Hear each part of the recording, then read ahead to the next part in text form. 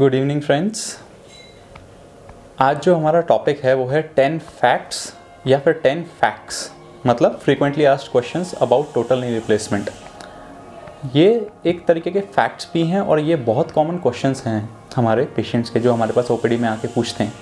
इनमें से पहला क्वेश्चन जो हमें पेशेंट्स पूछते हैं वो ये होता है कि ये कब रिक्वायर्ड होता है। ये कई लोगों का डाउट होता है कि कब नी रिप्लेसमेंट कराना चाहिए।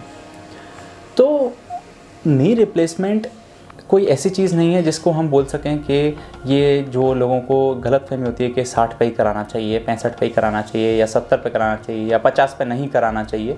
ऐसा कुछ नहीं होता। हर बॉडी यूनिक होती है, फिजियोलॉजी अलग होती है। ग्रेड्स ऑफ ऑस्टियोआर्थराइटिस डिफाइन करे गए हैं। इनमें जो ग्रेड 3 के ऊपर ग्रेड 4 अर्थराइटिस है उसमें टोटल नी रिप्लेसमेंट का पेशेंट को फ़ायदा होता है। और यही नहीं, क्लिनिकल क्राइटेरिया, जैसे कि आपकी लाइफस्टाइल अफेक्ट हो गई हो, आप उठने में हर बार आपको दर्द हो रहा है, आप चल नहीं पा रहे, आपकी पार्क की वॉक बंद हो गई है, आपको डेली या फिर हर अल्टरनेट डे दवाई खानी पड़ रही हैं, या आपके घुटने में इंजेक्शंस का पहले ट्रायल हो चुका है वो फेल हो चुका है। ये क्लिनिकल क्राइटेरिया हैं। जब आपकी लाइफस्टाइल ख़राब हो रही है तब हमें, जब आप पूरी तरह कन्विंस हो गए हो कि और कोई मेथड नहीं बचा है, आपने पेन किलर्स, फिजियोथेरेपी, इंजेक्शन सब कुछ ट्राई कर लिया है, then only we should go for total knee replacement. दूसरा पेशेंट्स का सवाल होता है कि क्या ये मेरी आर्थराइटिस क्योर कर देगा। तो इसका आंसर है हाँ, पर ये आपके नी की आर्थराइटिस को ख़त्म करेगा, ना कि आपके सारे जोड़ों की। अगर आप किसी इन्फ्लेमेटरी आर्थराइटिस जैसे कि स्पॉन्डाइलोआर्थ्रोपैथी या फिर रूमेटॉइड आर्थराइटिस, एंकाइलोजिंग स्पॉन्डिलाइटिस, इस तरीके की चीज़ें से आप का बॉडी अफेक्टेड है, तो इनमें आपके सारे जॉइंट्स जैसे कि उंगली के छोटे जॉइंट्स, हाथों के, रीढ़ की हड्डी, कूला, हिप जॉइंट, ये सब भी अफेक्टेड होते हैं। इनका और इस नी रिप्लेसमेंट का कोई रिलेशन नहीं है। कई बार ऐसे पेशेंट्स हमारे पास आए हैं जिनका नी रिप्लेसमेंट और हिप रिप्लेसमेंट दोनों हो चुके हैं। नी रिप्लेसमेंट सिर्फ आपकी आर्थराइटिस को क्योर करेगा, घुटने की, और इसको कम्प्लीटली क्योर कर देगा। ये इसका फाइनल इलाज है, इसके बाद इसका कोई भी इलाज नहीं है। नेक्स्ट पेशेंट्स हमसे पूछते हैं कि क्या ये मेरे पैरों को जो टेढ़े हो गए हैं उनको सीधा कर सकता है, या फिर जो मेरी बो लेग्स हो गए हैं इनको सीधा कर सकता है, या हमारी चाल जो है वो अलग सी हो गई है, ऐसे ऐसे करके हम चलने लगे हैं, उसको ठीक कर सकता है।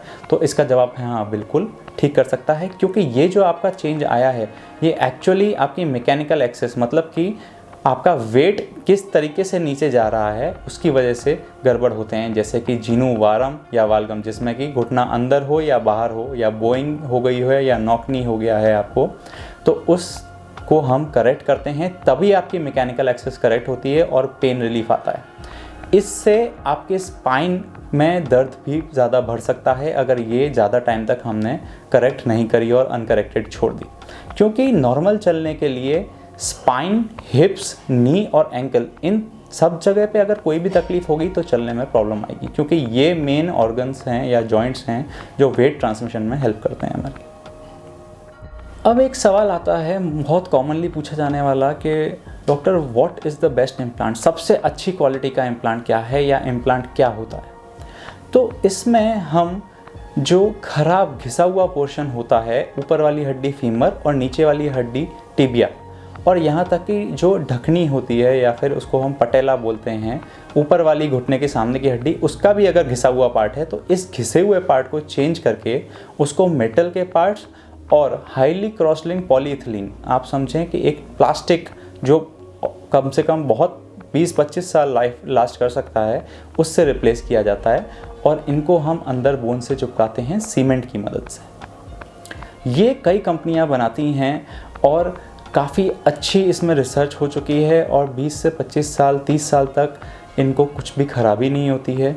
कुछ कंपनियां जैसे कि स्ट्राइकर, डेप्यू, सिंथेस, जिमर इसमें काफ़ी काम कर चुकी हैं।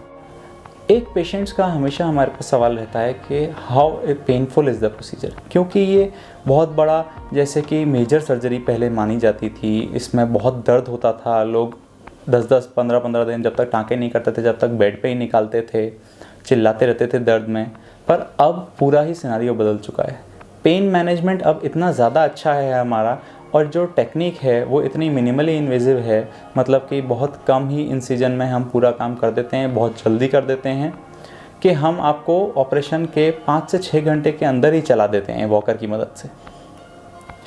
आपको बिल्कुल भी दर्द नहीं होता जब तक कि ये आपको पेशेंट कंट्रोल एनेस्थीसिया या फिर एपिड्यूरल का लगा रहता है। ये हम ऑपरेशन के 4 से 5 दिन तक रखते हैं, जब तक कि आपका दर्द नेचुरली नॉर्मल मुंह से लेने वाली दवाइयों से कंट्रोल ना हो जाए। नेक्स्ट सवाल आता है कि इससे रिकवर होने में कितना टाइम लगता है, मतलब कि रिकवरी से नॉर्मल एक्टिविटी जो आपकी पहले थी। हम आपको चला तो देते ही हैं ऑपरेशन के 4 से 5 घंटे बाद, उसके बाद हम इसमें वॉकर से असिस्टेड चलाते हैं आपको 15 से 20 दिन, डिपेंडिंग कि आपका जो पहले मसल्स का स्टेटस था वो कैसा था और आप फिजियोथेरेपी कैसी कर पा रहे हैं। उसके बाद हम स्टिक देते हैं 15 से 20 दिन के बाद, और करीब 1 महीने बाद आप बिना सपोर्ट के चल रहे होते हैं और खुद व्हीकल ड्राइव भी कर सकते हैं। करीब 3 महीने में 90% नॉर्मल एक्टिविटीज़ पे आप आ जाते हैं और 6 मंथ्स में फुली रिकवर कर जाते हैं। एक सवाल आता है कि ये मेजर सर्जरी है कि नहीं, और क्या ये 2 बार करी जा सकती है, दोबारा से भी हो सकती है।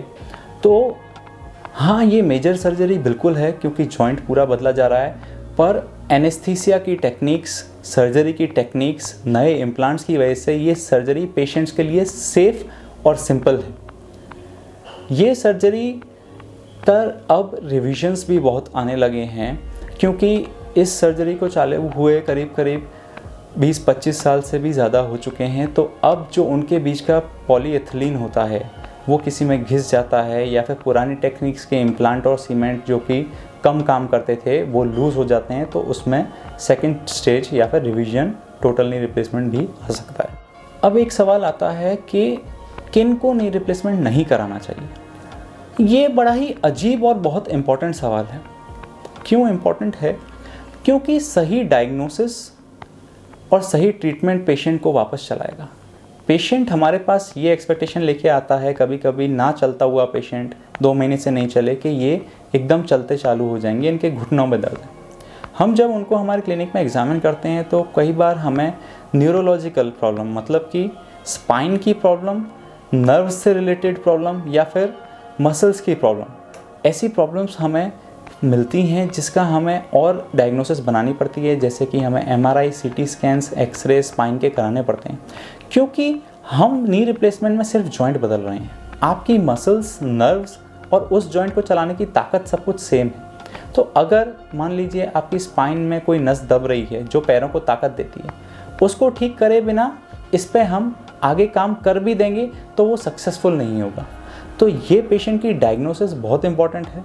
ऐसे पेशेंट्स में कई बार जिनको परमानेंट डिजीज़ होती है, इनमें नी रिप्लेसमेंट का फ़ायदा भी नहीं मिलता, या फिर कुछ पार्शियल पैरालिसिस टाइप के पेशेंट्स जिनमें मसल्स ख़राब हो गई हों या फिर वीक हो गई हों या व्हीलचेयर पे हों, उनका नी रिप्लेसमेंट करने से वो चलने नहीं लग जाएंगे। तो पेशेंट की डायग्नोसिस बहुत इंपॉर्टेंट है। आपके डॉक्टर प्रॉपर्ली उसको एग्जामिन करेंगे तो उन्हें पता चलेगा। अब सबसे इम्पॉर्टेंट सवाल और सबसे कॉमन सवाल जो पेशेंट्स हमसे पूछते हैं, ऑल्टरनेटिव क्या है इसका, कैसे हम सर्जरी से बचें नी रिप्लेसमेंट की, और क्या कर सकते हैं इसको नहीं कराने के अलावा। तो ये एक सवाल है जिसके बहुत सारे जवाब हैं, उम्र और ग्रेड ऑफ आर्थराइटिस के बारे में के डिपेंडिंग।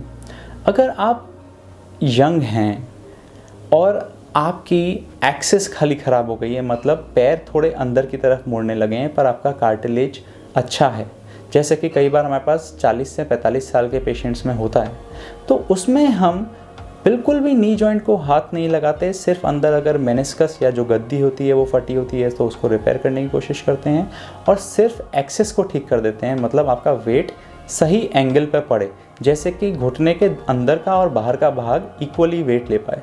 उसको हाई टिबियल ऑस्टियोटमी बोलते हैं। इसमें प्लेट्स और स्क्रूज की मदद से पैर की हड्डियों को घुटने के नीचे सीधा करा जाता है और उससे आपका नी रिप्लेसमेंट बच सकता है या फिर काफ़ी लंबे टाइम तक प्रोलॉन्ग हो सकता है। ऐसी और भी सर्जरी हैं जैसे प्रॉक्सिमल फिबुलर ऑस्टियोटमी।